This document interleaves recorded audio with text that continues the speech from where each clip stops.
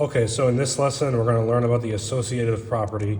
So first things first, explaining the associative property versus commutative property. So commutative is the order that you can move around. Associative has more to do with groups that you can move around. So commutative property, the commute, it shows like moving or swapping places. So like in the previous video, 7 plus 8 is the same as 8 plus 7. So you can switch the addition or multiplication. And the example I gave here is 3 plus 5 is the same as 5 plus 3. 4 times 2 is the same as 2 times 4. So commutative property means you can swap the numbers and nothing changes. The switching seats with your friend, but still being in the same row. So this is not true with subtraction and division. Obviously, you see here, they're not interchangeable. Okay, so another thing about the associative property, thinking about like groupings together. So the order of the parentheses, the way you move it does not change the outcome. So if you look at the examples I have here, so associative property is about grouping. Just think of like friends that sit together, you move the parentheses, not the numbers.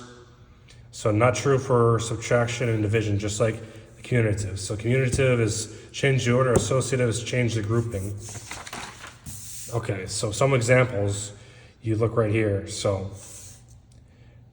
this one's in parentheses, 1 plus 2, and the other part is 2 plus 3. But the outcome is the same, as you can see here. So 6 equals 6, obviously. 20 equals 20 for the second example. You pause the video, you can see it's the same thing. This is the general algebra form. It's the same with the associative property and multiplication.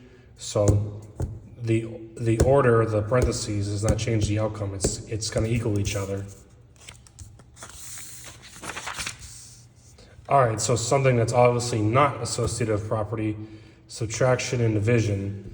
So these obviously don't equal each other. 3 does not equal 7. So you can pause the video and take a look at these that I came up with. So associative property tells us when adding or dividing, the way that the numbers are grouped doesn't change the answer or the outcome. We move the parentheses, not the numbers. So changing the grouping, the same result. All right, so other parts about the associative versus commutative property. Grouping changes in associative property, answer stays the same, parentheses move, numbers stay in order. So these are two examples, addition and multiplication. Okay, so associative has to do with grouping. Commutative, order changes, answer stays the same, numbers swap. So addition, multiplication. So commutative is order, associative has to do with grouping.